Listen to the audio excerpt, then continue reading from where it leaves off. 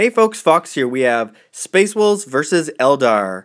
Vanguard Strike with Purge the Alien. So we've got some Wolf Cav and a Razorback with some Marines inside and a Rune Priest. It's a Las Razorback. We have two Contemptors outfitted there. I like how Buddy's getting kicked out of the way. Poor little Ned. Another Razorback. That one's empty. Las. We also have a Crusader with Arjack inside and Storm Shield Terminators. Now for my side, I've got 10 Guardians in that Far Wave Serpent. We have 5 Fire Dragons in the next Wave Serpent. The Wave Serpent to follow that is 10 Guardians, and then the last Wave Serpent is 10 Dire Avengers. There's also the Fire Prism and squad of 6 Swooping Hawks. So all the tanks have hollow fields on them. We also have 8 Guardian jet bikes with a Farseer and a Warlock. So they're all poised to attack. In reserve, I've got 7 Warp Spiders and my Exarch Crimson Hunter. And then, of course, for the Space Wolves, there's the Stormfang with a Tech Priest inside. So that thing's pretty freaky looking. So turn 1, I basically moved up and pushed to the left side of the board. I fired every lance I could into that Land Raider, causing only one single glance. I did manage to dominate the Wolf Cav on the right, which doesn't do too much, unfortunately. Their leadership is super high, but it's always fun to do. And then I did make my jet bike squad invisible. So, the return, turn 2 for the Space Wolves, they pushed up in basically a straight line and took a few shots on my tanks. For the most part, I did jink a bit, and I only lost really 1 hull point on my Fire Prism. Everything else pretty much remained unscathed. Yay! Jinking. It saved my butt quite a few times there. Now, the following turn, where I was actually able to bring on my Crimson Hunter, brought her on, turned left, and took out the Razorback, spilling out the Marines there. So I was quite happy with that. The fire from all of my Wave Serpents into the Land Raider, again, did not cause any damage. I did continue to move my tanks up, ready to pounce on whatever came out of there. Arjack and his Terminators, of course. These guys are still kind of dominating that center backfield. My jet bikes just kind of hung out, and my Swooping Hawks jumped back in after they were taken out first turn. And then, of course, I lost my entire HQ unit and jet bikes to just some firing from Marines. And yeah, that was quite terrible. They ran off the table after losing a few jet bikes. So my Crimson Hunter was banged up a lot. I lost to one of the Bright Lances and took 2 hull points of damage.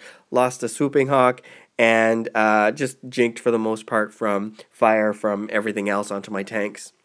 So nothing too bad so far happened. So I did continue to push up on the left-hand side with my Wave Serpent there, firing everything I could in hopes to kind of spill those guys out.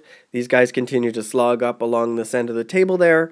So in an okay position right now, keeping those Wolf Cav as far away from me as possible so I can deal with them later, and then move the Crimson Hunter. It took out the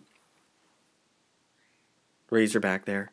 So Arjack did jump out and flipped the Wave Serpent, spilling the Guardians out, and the Land Raider rammed my poor little Wave Serpent, knocking off some damage. Now, my Spiders came in, but they were put back into reserve, unfortunately. The Stormfang shot at and destroyed my Crimson Hunter, which really got me worried because I was not sure how I was going to deal with that flyer. It's quite scary. So my way of dealing with Arjack was to dump everything I could. 2 squads of Guardians, a squad of Dire Avengers, pretty much my entire army, infantry-wise, dumped out and fired on him and finally killed off his entire squad. But it took the shooting from everything. I did manage to kill the Land Raider as well with the 5 Fire Dragons. And then all the other shots went into the Wolf Cavalry down below, and that's pretty much it. And I only killed 1 off and caused a wound to another. So there was tons of firing going on, and volume of fire when it comes to those hard armor saves is pretty much the way to go. So thankfully that Contemptor was stunned.